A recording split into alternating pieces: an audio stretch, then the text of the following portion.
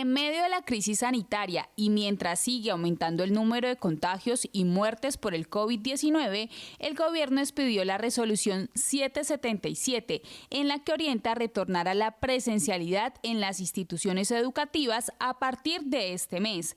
Paradójicamente, con esta resolución se minimizan los protocolos de bioseguridad y no se establecen condiciones para un retorno seguro a las aulas de clase. Buenas noches.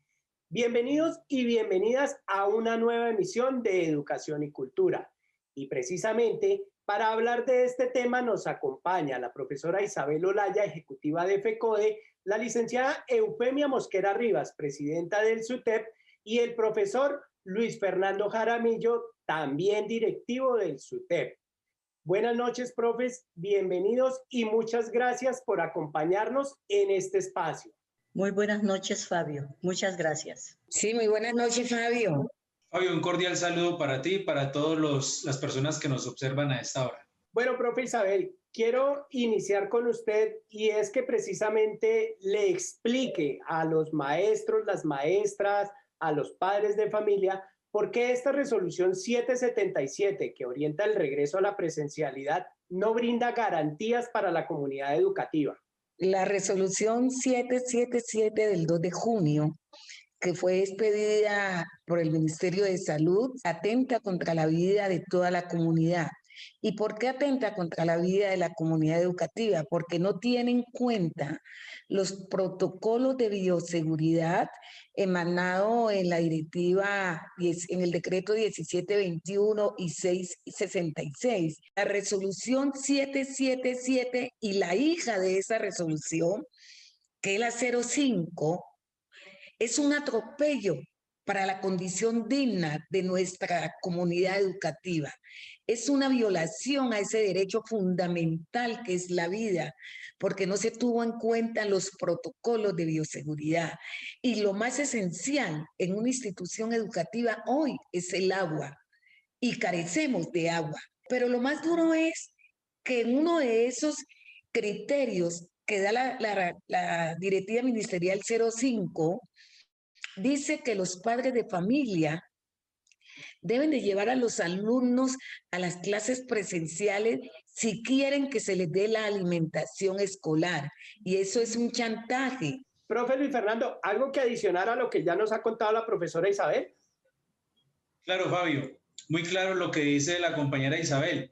Es que si se analiza detenidamente la resolución 777, es un océano de contradicciones. ¿Y por qué lo decimos? En el parágrafo 3 del artículo 4 de esta misma resolución se menciona que el servicio educativo debe presentarse de manera presencial a partir de la adecuación de los espacios abiertos y cerrados, respetando el distanciamiento de 1 metro y las condiciones de seguridad de su anexo. ¿Y qué dice el anexo? Pues que hay que tener unas medidas de autocuidado, las cuales constan de 8 aspectos, que hay que tener cuidado de la salud mental. ¿Saben cuándo el gobierno en Colombia se ha preocupado por la salud mental de las comunidades educativas? Nunca. Y si tanto le preocupa, ¿por qué no ha nombrado los orientadores escolares suficientes que se requiere verdaderamente en las instituciones educativas? Que hay que realizar lavado de manos antes y después de 7 momentos diferentes, como cuando las manos están sucias al entrar y al salir del baño, al comer, al toser, al estornudar, al tocarse el tapabocas, antes de tocarse la cara. Es decir, los estudiantes tendrán que ir al colegio básicamente que a lavarse las manos en todo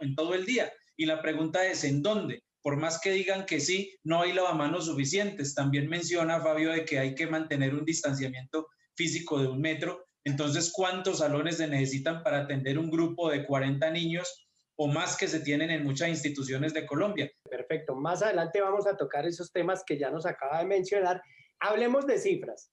Llevamos más de 1 año y 3 meses desde que inició la pandemia en el país, desde que llegó y se empezó a extender en todo el país. Durante este tiempo, ¿cuánto dinero ha destinado el gobierno nacional y cuánto ha ejecutado para el regreso a clases presenciales?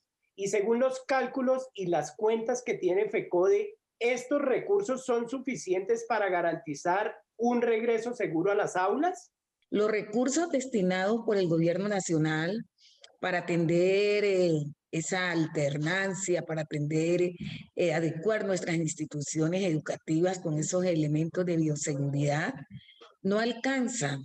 No alcanzan, fueron 400.000 millones de pesos, de los cuales hasta hoy el 40% de esos recursos solamente han llegado a las instituciones educativas. Pero uno se pregunta, los pocos recursos que han llegado, ¿dónde están? Porque nuestras instituciones educativas a lo largo y ancho del territorio colombiano y en el Valle del Cauca, en los 8 municipios certificados y en los municipios no certificados, no aparecen. Las instituciones educativas están en malas condiciones. Por eso FECODE exigía y exige que sean unos recursos reales para poder atender todas esas situaciones de infraestructura, de elementos de bioseguridad, de personal profesional de la salud. Entonces, ese es uno de los temas que no deben de permitir ese regreso en este momento a la presencialidad hasta que no estén los recursos adecuados para poder atender toda esta situación que tenemos en este rezago en nuestras instituciones educativas donde no se le ha atendido como se debe atender para que nuestros niños, niñas y jóvenes puedan salvaguardar la vida. Y no solamente ellos, también los directivos docentes, los administrativos, los de personal de general y los maestros y maestras. Profe Eufemia, en el Valle del Cauca, de estos recursos, ¿cuántos se han invertido y cuántos llegaron al departamento para que pues fueran adecuadas las instituciones educativas? En el Valle del Cauca se habló de 4.000 millones de pesos por parte de la Secretaría, si no estoy mal. En ese sentido, la Secretaría invirtió en comprar lavamanos portátiles, en llevar a las instituciones tapabocas y alcohol, pero en realidad las necesidades de las instituciones educativas son mucho más que eso. Tengo entendido que iba a invertir 300 millones en contratación del personal de aseo, lo cual realmente lo está ejecutando, pero aún sigue siendo insuficiente esta inversión, porque las necesidades de las instituciones son históricas, y si son históricas, se entiende que son necesidades bastante grandes y que necesitan una inversión más fuerte por parte de la Secretaría en las diversas instituciones del Valle del Cauca, que hay unas que aparentemente están en buen estado, regularmente es la sede central, pero cuando nosotros vamos y miramos las subsedes, pues encontramos que tienen falencia las instituciones aquí en el Valle. A pesar que con la resolución 777 el gobierno minimizó los protocolos de bioseguridad, estableciendo solo 4, lavado de manos, distanciamiento físico, uso correcto del tapabocas y adecuada ventilación, en muchas de las 43.000 sedes educativas que aproximadamente hay en el país, no se cuentan con condiciones para cumplir este protocolo. Profe Luis Fernando, normalmente, ¿cuántos estudiantes hay en un aula de clase? Fabio, este aspecto es variable, pues depende del contexto vivido en cada municipio, pero algo sí está claro. El grotesco decreto 3020 expedido por el Ministerio de Educación determinó que el promedio mínimo de alumno por docentes en zona rural fuera de 22 y en zona urbana de 32. Cifras que ya son exageradas y que la realidad es que en poco o nada aportan verdaderamente a la calidad educativa del país, pero la realidad que nos muestra Fabio y compañeros maestros y maestras, que se cuenta con grupos de 40, 45 y hasta más estudiantes en unos salones con espacios completamente reducidos. Aquí el gobierno no tiene en cuenta estudios serios llevados a cabo que se han realizado a nivel mundial que muestran que entre menos cantidad de estudiantes por salón se obtiene mayor calidad. Por el contrario, parece que se gobernara con el propósito que entre menos educación de calidad se tenga, pues mayor facilidad de engrosar las filas de la pobreza, que pareciera es lo que buscan quienes nos han mal gobernado por décadas en Colombia. Profe, y según esto que usted nos cuenta, pues hay aproximadamente más de 35 estudiantes en una aula de clase, y si nos ceñimos al protocolo establecido por el gobierno nacional, donde establece que debe haber 1 metro de distanciamiento físico, entonces, ¿cuántos estudiantes podrían caber en un salón de clase para retornar a la presencialidad? De acuerdo a lo que exponía la compañera Isabel ahora con base a la resolución 777, el promedio de los salones y a la ambigüedad de esta misma resolución, se tendrían máximo 15 estudiantes por salón. Ante esto, si tomamos el caso de un grupo de 40 o 45 estudiantes, se necesitarían para ese grupo habitual 2 salones o más y por ende ampliar la planta docente, si es verdad pues que el Ministerio y las Secretarías de Educación quieren el retorno a las actividades académicas presenciales tal cual están abrazados a dicha resolución. Por ende, tienen una tarea inmensa y es que en 20 días o menos que faltan, deben ampliar la infraestructura de gran parte de las instituciones educativas públicas de Colombia y en ese mismo tiempo casi que duplicar la planta docente. En conclusión, expidieron unos lineamientos mediante esa resolución para que en definitiva darnos nuevamente la razón que en Colombia hace décadas padecemos 6 brechas históricas en el sector educativo, es decir, con dichas medidas queda plasmada nuevamente la incompetencia del gobierno para sacar adelante el sistema educativo que realmente se requiere en el país. Profe Eufemia, el lavado de manos, que para muchos es algo normal, pues para los estudiantes, docentes, directivos docentes y pues para el personal logístico y de apoyo que hay en las instituciones educativas, es toda una odisea. Cuéntenos por qué. Muchas instituciones no tienen tampoco agua potable, lo cual se convierte en una verdadera odisea, porque si no hay agua, ¿cómo se lavan las manos? Y es la realidad de muchas instituciones a lo largo y ancho de Colombia. En el Valle del Cauca también tenemos instituciones sin agua, ni potable ni de ninguna forma.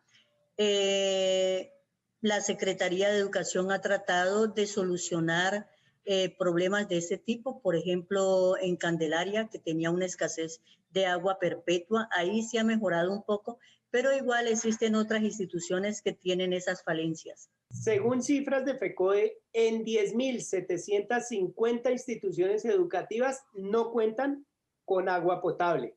¿Qué otras falencias pueden tener los estudiantes, la comunidad educativa para el lavado de manos en las instituciones? Frente al lavado de manos, teniendo en cuenta que es uno de los protocolos más importantes dentro de esta tragedia que se está viviendo en Colombia con el coronavirus, imagínense que la resolución 777 menciona de que los ciudadanos deben lavar las manos después de entrar en contacto con superficies que hayan podido ser contaminadas, cuando las manos estén visiblemente sucias, antes y después de ir al baño, antes y después de comer, después de estornudar o toser, antes y después de usar tapabocas, antes de tocarse la cara o ir al baño por cualquier motivo que sea. En una institución educativa, ¿qué nos dice esto, Fabio?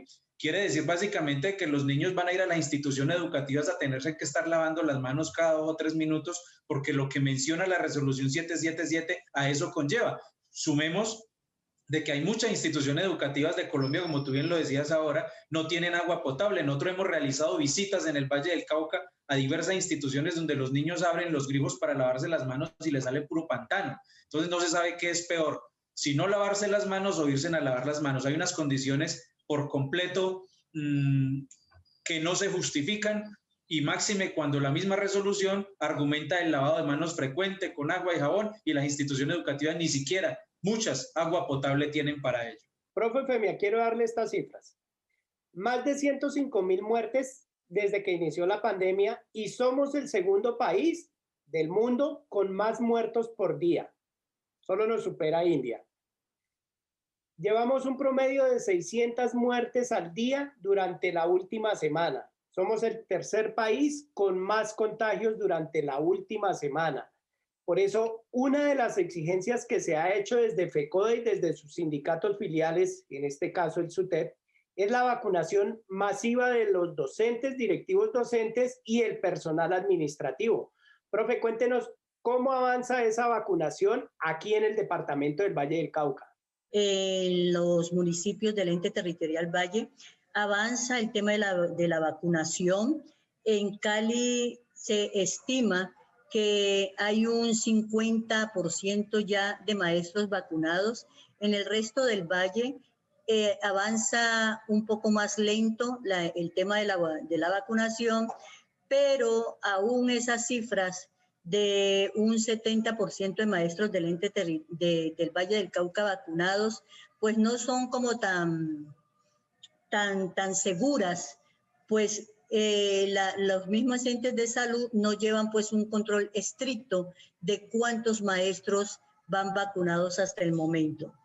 Abuelo de pájaro, nosotros pensaríamos que solo se lleva vacunado un 30-40% de los maestros del Valle. Profe Luis Fernando. Sumado a las cifras que nos da la compañera Eufemia, hay que mencionar también aquí que cada entidad territorial certificada tiene sus datos de acuerdo a las dinámicas de vacunación que ellos hayan adoptado.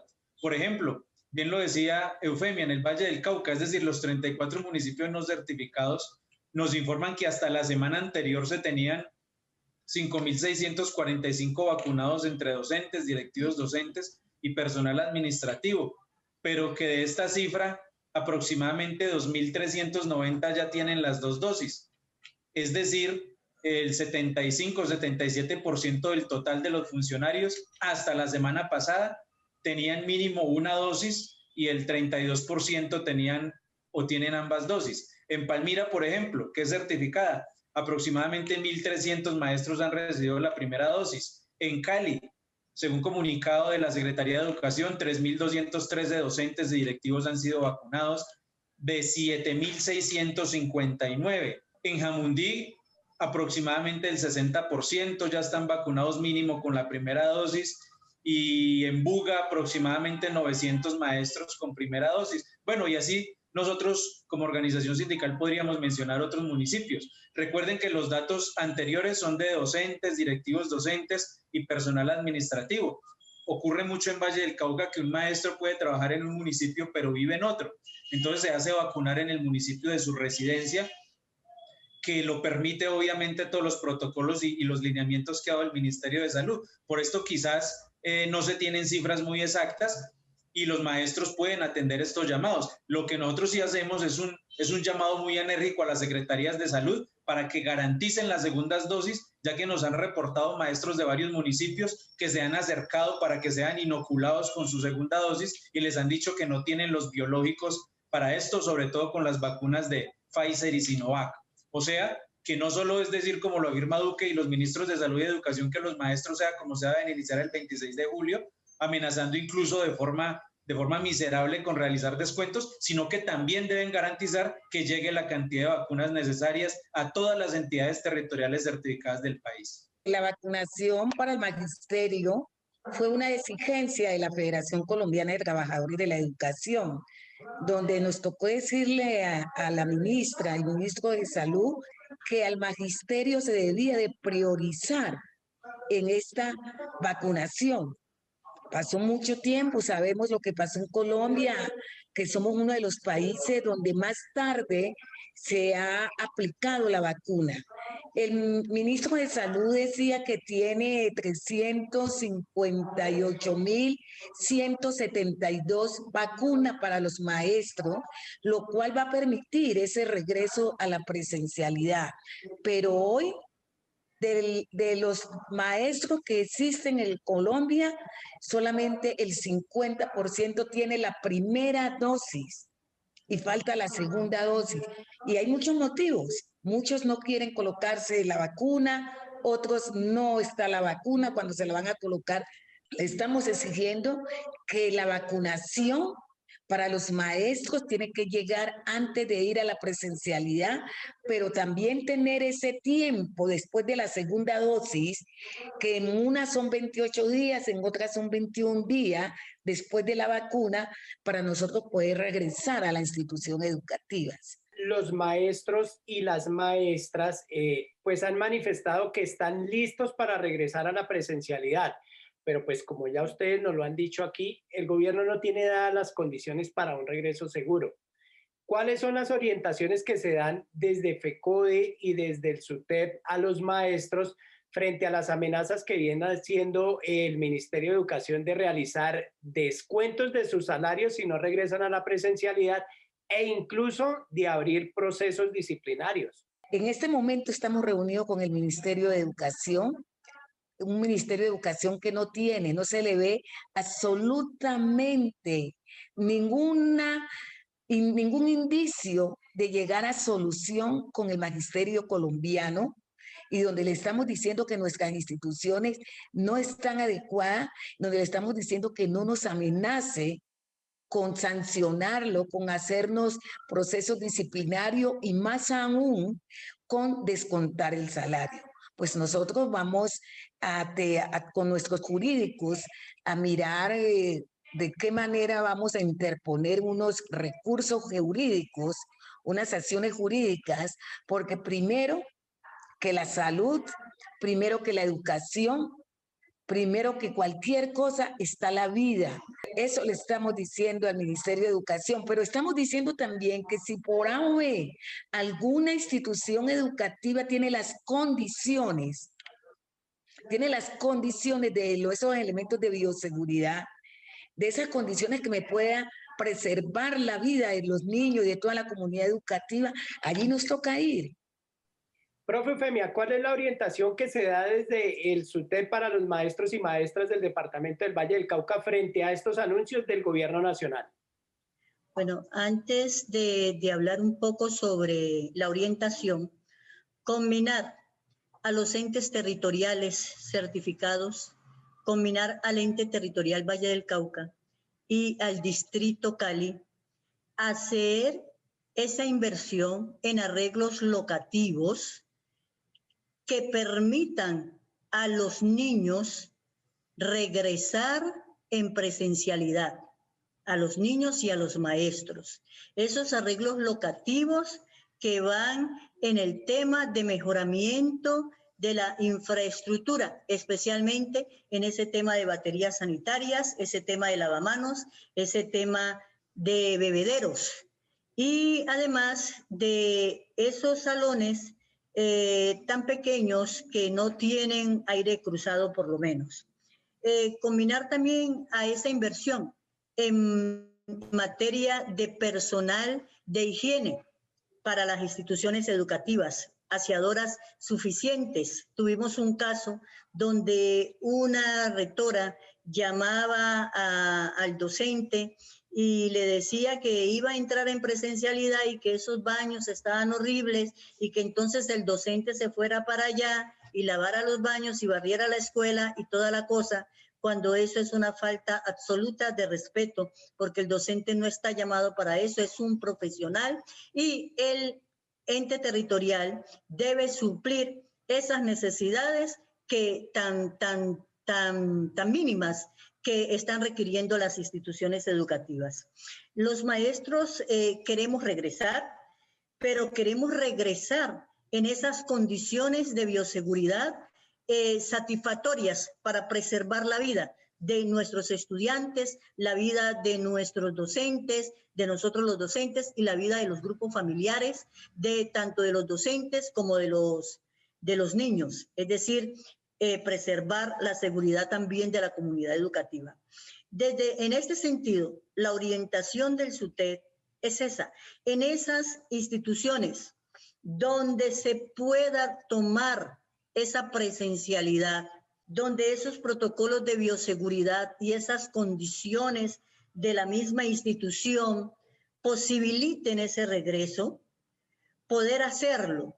Pero en aquellas instituciones, aquellos municipios donde las instituciones no estén acorde con esas medidas de bioseguridad, que no ofrezcan ese entorno bioseguro satisfactorio, no podríamos regresar, y mucho menos si los municipios se encuentran en alerta roja COVID. Son más de 70 maestros que han fallecido en el Valle del Cauca.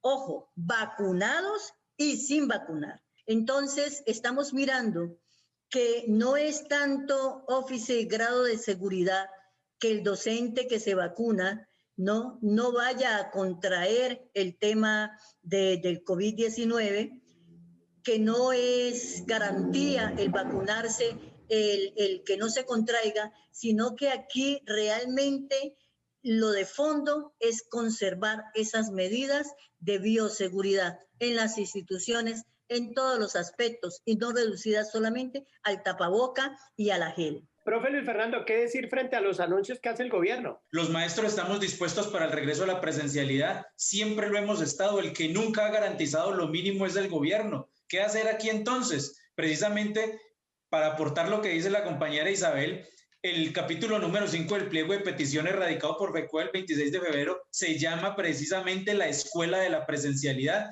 donde se exige una escuela biosegura al gobierno nacional con condiciones previas y verificables por el gobierno escolar, exigidas por la UNICEF y por la OIT para salvaguardar la vida de la comunidad educativa. Pero también se le exige al gobierno que garantice las condiciones de salud mental y física de toda la comunidad educativa, respaldar el sistema de salud, entre muchas otras cosas. Aquí los compañeros negociadores de FECODE tienen un reto grandísimo en esa negociación y es confrontar con nuestras ideas y argumentos suficientes al gobierno para derrotarlo en sus políticas de odio y muerte contra los maestros de Colombia. Y obviamente nosotros como filiales estaremos atentos a todos los llamados y convocatorias que se realicen para apoyar en las calles ese proceso de negociación en defensa de la salud, en defensa de la vida, en defensa de la educación.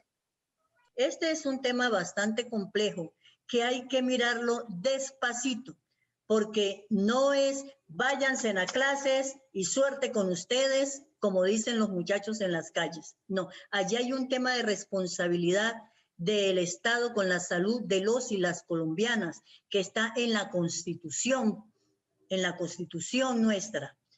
Entonces, en ese tema, pues vamos nosotros también a estar muy pendientes. Queremos regresar, pero queremos regresar en esas condiciones de bioseguridad para nuestros estudiantes, para nuestros maestros y la comunidad, sus grupos familiares. Profe, a ustedes muchas gracias por su participación en el programa de hoy y a los televidentes, gracias por habernos acompañado durante esta media hora. Recuerden que pueden ver este programa por www.sutedvalle.org y seguirnos en nuestras diferentes redes sociales. No olviden que tenemos una cita todos los lunes a las 7 de la noche por el canal regional Telepacífico. Nos vemos en una próxima emisión.